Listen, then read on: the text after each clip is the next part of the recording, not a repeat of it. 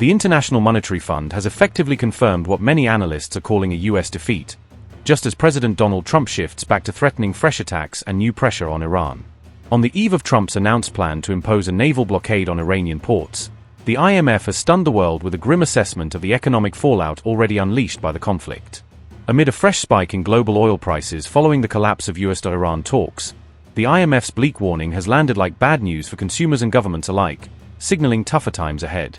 After being seen as having failed to achieve his goals in the first phase of the war, critics now fear that Trump and Israeli Prime Minister Benjamin Netanyahu are poised to trigger an even bigger crisis with a second round of escalation. Amid the renewal of the Iran war, the International Monetary Fund has issued a stunning prediction about the future of the Middle East, warning that the region faces a fundamentally altered economic landscape. The IMF said that the situation in the Strait of Hormuz may never return to the way it was before the conflict, suggesting that the old normal for global energy transit is gone for good.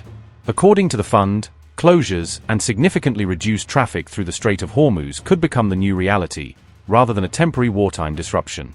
IMF chief Kristalina Georgieva's comments were reported by the Jerusalem Post on April 12, immediately triggering alarm among markets and policymakers.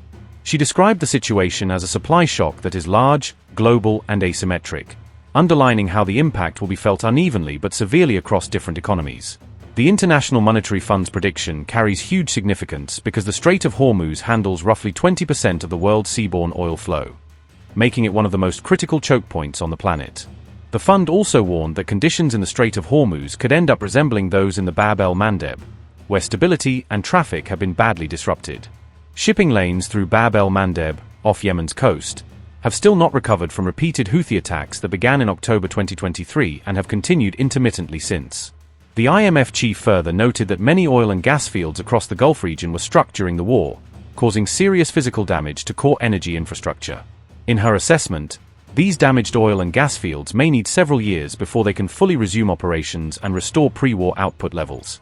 Reports indicate that Ras Laffan, which produces about 93% of Qatar's liquefied natural gas, has been completely shut down since March 2 due to war-related damage. Estimates now suggest that it could take between 3 to 5 years to bring Ras Laffan back to full capacity, implying a prolonged squeeze on global LNG supplies.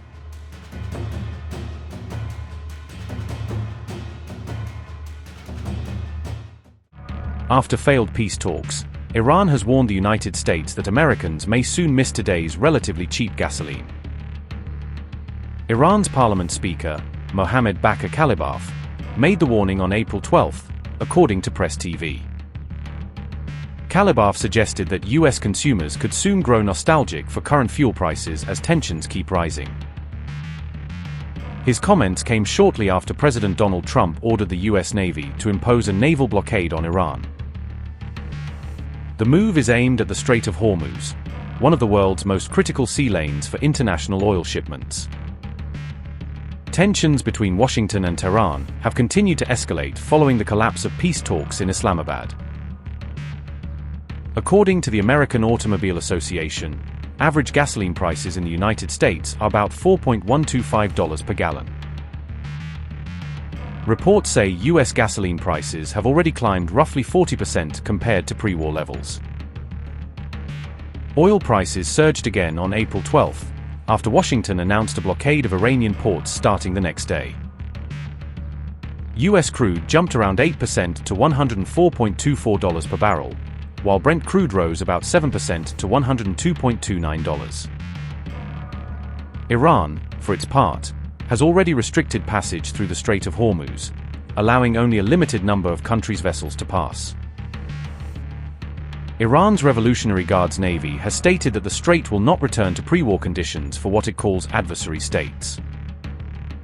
Meanwhile, the US president has said he does not care if Iran chooses not to return to the negotiating table. I would say it's holding well. Their military is destroyed. Their whole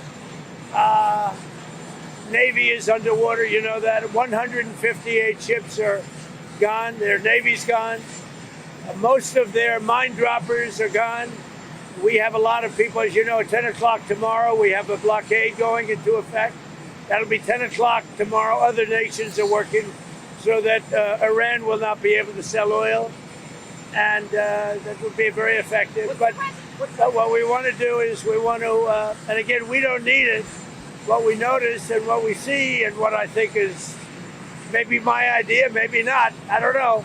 But there are many boats heading toward our country to fill up with oil and then go and take it. So they're not going to go through the Hormuz Strait. And ultimately that'll be corrected. But in the meantime, they're using us. We have more oil because of drill, baby, drill. We have more oil than Russia and Saudi Arabia put together. I think Iran is in very bad shape. I think they're very desperate. We had a meeting that lasted 21 hours. We understand the situation better than anybody, and Iran's in very bad shape. And just so you understand, Iran will not have a nuclear weapon. Will not have.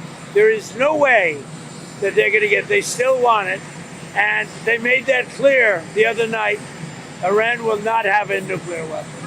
Oh, I don't know. I don't care if they come back or not. If they don't come back, I'm fine. Their military is gone.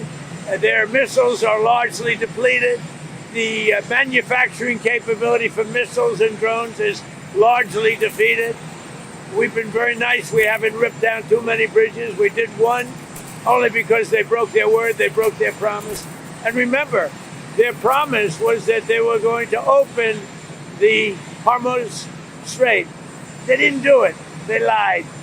We don't like a pope that's going to say that it's okay to have a nuclear weapon. We don't want a pope that says crime is okay in our cities. I don't like it. I'm not a big fan of Pope Leo. He's a very liberal person, and he's a man that doesn't believe in stopping crime.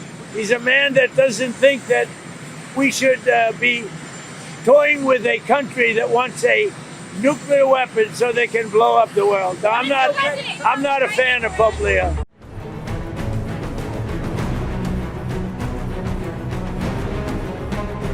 The Strait of Hormuz, off the coast of Iran, is a vital waterway in the Middle East, forming the narrow maritime gateway through which much of the region's energy supply must pass. The Hormuz Strait is a critical choke point for global trade and is approximately 33 kilometers wide at its narrowest point, making it both strategically important and highly vulnerable. At around 20 million barrels per day, the strait handles roughly one-fifth of global oil consumption, turning this single passage into a lifeline for economies around the world. The strait also carries between 20% and 25% of the world's liquefied natural gas, with Qatar as its primary source, underscoring how central this corridor is to global energy security. Over 80% of the oil passing through the Hormuz Strait is destined for Asian markets, tying the stability of this waterway directly to the economic health of the region. China, India, Japan, and South Korea are the primary importers of the oil and LNG moving via the strait, making them especially exposed to any disruption or blockade.